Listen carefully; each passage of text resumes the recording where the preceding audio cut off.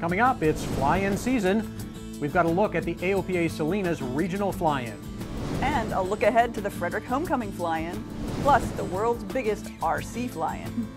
Getting the smudges off your glass panel, and a big name teams up with AOPA. AOPA Live this week begins in just a moment.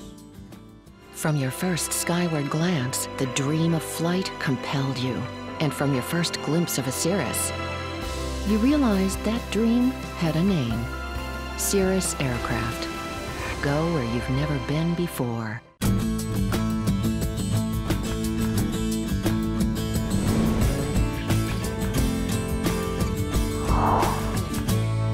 If you build it, they will fly in. That's what the first AOPA Regional Fly-In of the year proves, at least. Thanks for choosing AOPA Live this week. I'm Tom Haynes. And I'm Melissa Rudinger. Over 2,600 people made it to our first regional fly-in of the year in Salinas, California. Groups of campers came early on Friday afternoon to set up. The airport is surrounded by the nearby mountains, and as evening fell, crowds gathered for the Barnstormers party. There, they saw a showing of Living in the Age of Airplanes.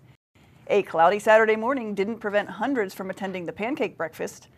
As the clouds broke, the day filled with informative seminars, great food, and a high-energy aerobatic demonstration by Yuichi Tagagi. There were all kinds of airplanes. A bright orange R-44 caught the kids' attention. One of the goals of our regional fly-ins is to share the love of flying with the next generation of pilots. AOPA's Josh Cochran introduces helicopter pilot Terry Mead, who brought the R-44 to share her love of flying with the kids in Salinas. We're just trying to get kids and other people interested in the helicopter, but especially girls, trying to let them know that aviation is for them as well and that girls fly too. Like these kids in Salinas, Terry Mead experienced a helicopter for the first time when she was young. So my dad had a Cessna 152 and flew out of Hayward when I was a kid, and gave me the opportunity to go up into a helicopter when I was about 8. And I just said to myself, one day I'm going to fly one of these things.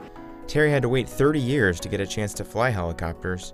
Her husband gave her a discovery flight as a birthday present, and that was the start of her flight training. I decided to go for it, and it was one of the hardest things I'd ever done, but one of the proudest moments when a year later I had my private rating, and then a month ago I got my commercial rating. Terry says there are less than 5,000 female helicopter pilots in the world. She's working with the San Carlos Flight Center to help change that through a program called Fly Like a Girl. We're encouraging people to learn about the history of it, learn about current events, learn about the possibilities. I bring my 10-year-old daughter so that she can really learn about what's possible for her as a future aviator. Terry wants women to recognize that they make great pilots. I actually think women probably make better pilots because we're better at decision making, we take fewer risks, we're a little bit more subtle in our movements, which is especially important in a helicopter. She also recognizes women have a lot to overcome to get into aviation. I think the hardest thing for women is to get past the intimidation factor of so many men thinking that it's hard. There are things about weather and aeronautics and aerodynamics and navigation and the things that maybe typically we weren't brought up to really understand. Despite all the barriers, Terry hopes women will take on the challenge and learn to fly. I think to not be intimidated, but to see it as a huge opportunity and a challenge and just take it on head on. And just know that other women have and girls can do it too. Good job. High five. Well, I'll take you almost Yes. back over the part, like where you returned. Josh Cochran, AOPA Live. Thanks, Josh. The sense of community is always strong at the AOPA Regional Fly-Ins. Chris Wang brought his 2 sons and was happy to get a chance to learn at the event. These types of events are just phenomenal for adults and children. We learn a lot. The kids get a chance to come on out here and see the different types of planes, how they work, and all that wonderful stuff. So we really learned a lot, and I know it's been great for the kids. The pilots also got a chance to hear what AOPA is working on during a town hall meeting with AOPA President Mark Baker. Mark stressed that third-class medic reform, well, it's still AOPA's top priority. He called on the members to help by contacting their representatives. Now here's your job. Your job. You don't have any of the senators from California that are on this bill yet, and you only have a couple, like 3 representatives of this state are on board. So you've got to start writing letters. You've got to say this is an important part about aviation because it matters. The more letters that they get, the more phone calls they get, the more contacts that they get to say this is important, not just to you here and there, but your families, businesses, everything at the airport counts on us to grow aviation. While third-class medical reform remains the top priority for AOPA, it seems to have fallen off the radar for the Department of Transportation. FAA's proposed rule changes for medical certification went to the DOT last July. The department is still sitting on them. But Congress isn't waiting around for DOT to get off the dime. Indiana Representative Todd Rokita, who is a pilot himself and a member of the Transportation Committee, says third-class medical reform will happen this year. The fight continues, and it's a good fight with some success. We reintroduced GAPA, the General Aviation Pilot Protection Act, which is repeal of third-class medical. We have a lot of co-sponsors, so that's one track we're on. We've also incorporated that very same language into the Pilot's Bill of Rights too. Idea first championed by Senator Inhofe of Oklahoma. And so that language is in there, and that's a second track that the third-class medical is on. So that's good. And finally, what's different from different in this Congress and the last Congress? Well, a couple things. The first thing is that we're going to reauthorize. We're going to do what we call an FAA reauthorization this year. So there's a tremendous opportunity, a vehicle to put the third-class medical language in. And then the second change from last Congress is, of course, we have a Senate that is showing that we can get some things done. You can see more of the interview with Representative Rokita on AOPAlive.org. Some exciting news from the AOPA Foundation. Country superstar Dirks Bentley is teaming up with AOPA. He's the new honorary chairman of the Hat in the Ring Society. Dirks is an avid pilot and owns a custom Cirrus. In his new role, he will help support the work of the AOPA Foundation's mission to protect the freedom to fly. Be sure to catch Dirks on tour this summer. He's headlining a show at EAA AirVenture in Oshkosh. Sounds like a good time with Dirks. Coming up after the break, getting your avionics clean and the Oshkosh of the RC world. You're watching AOPA Live This Week. It's been called the most sophisticated single-engine airplane ever, but to the people whose loved ones are alive today, it's called a lifesaver. The Cirrus Airframe Parachute System, only from Cirrus Aircraft. Welcome back. You're watching AOPA Live This Week. Important news for Avidyne users. The FAA has issued an emergency airworthiness directive for aircraft equipped with Avidyne IFDs. The feds say the move was prompted by reports of Avidyne IFDs showing wrong course deviation information when making GPS approaches. You can find more about it on AOPA.org. AOPA is taking action for service veterans. A resolution currently being considered in the U.S. House would cap annual benefits for veterans in collegiate flight training programs. AOPA sent a letter along with 6 other aviation groups telling the Veterans Affairs Committee that they should stop the resolution. The legislation only discriminates on the use of the GI Bill funds for those working toward an aviation degree. The legislation was proposed after it was revealed that a small number of flight schools were charging veterans using their GI Bill benefits excessive fees for training. The letter suggests better oversight and enforcement of existing VA rules would have prevented the abuses. Are you a student pilot? Do you know anyone who could use a little bit of financial help finishing up their ticket? The AOPA Foundation will be awarding 25 scholarships ranging from $2,500 to $12,000 this year. AOPA Foundation Vice President Stephanie Kenyon says we hope to get a lot of applicants. One of the requirements is that the awardee has their student pilot certificate already. We want to know that they really are committed to this.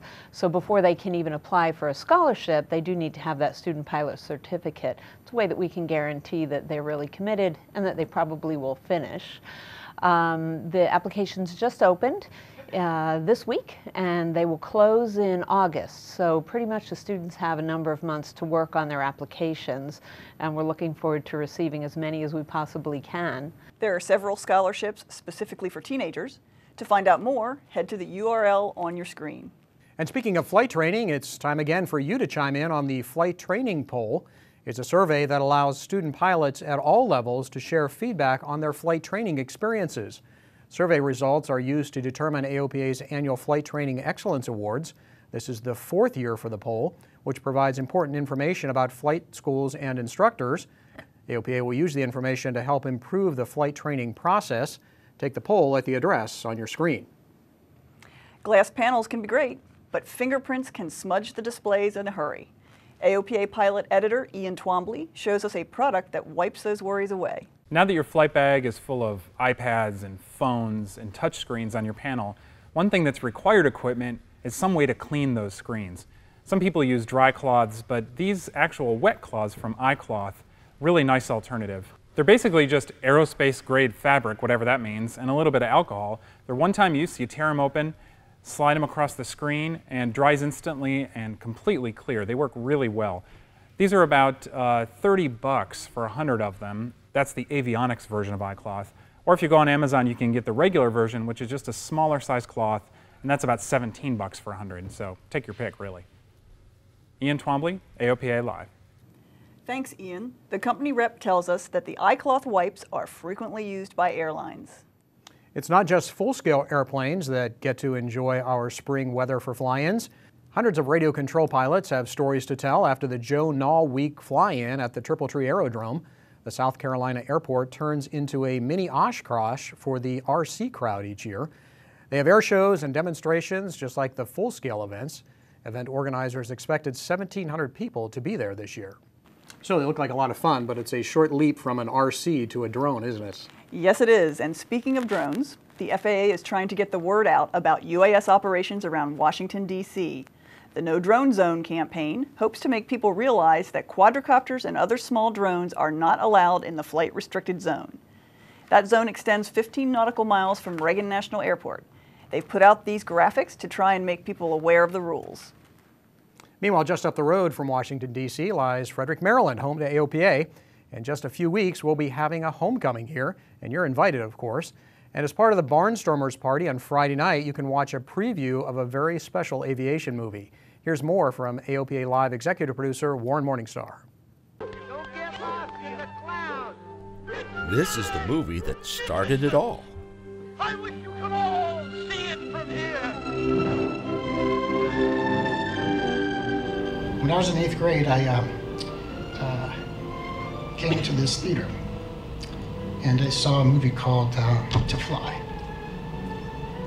And yeah, I love airplanes, and love affair started a long time ago. Years later, De Willinger made the ultimate pilot's film, 1-6 Right. Well, so after 1-6 Right, which is very much a pilot-oriented story about passion for flying, romance of flying, and why pilots fly, this film wants to sort of invoke that same sort of emotion and passion in the passengers that fly, everyone in the back of the plane, people that don't necessarily love aviation and maybe don't have an interest necessarily in flying or being a pilot, but it shows them aviation in a way they never thought about it before. Living in the Age of Airplanes is now starting to appear in IMAX theaters across the country, but you can enjoy your own screening at the AOPA Fly-In to Frederick Municipal Airport. This is the last time the movie is scheduled at a fly-in, and Living in the Age of Airplanes is well worth seeing. Yeah, so we shot in 95 different places in 18 countries on all 7 continents, which is in stark contrast to 1-6 Right, which was all in 1 square mile. The cinematography is stunning, and the music extraordinary. It's by the same composer who wrote the score for Titanic and Braveheart. And the narration by a man who truly loves flying. In a single century, aviation went from impossible to nearly perfected. In just a flicker of time, life on Earth changed forever.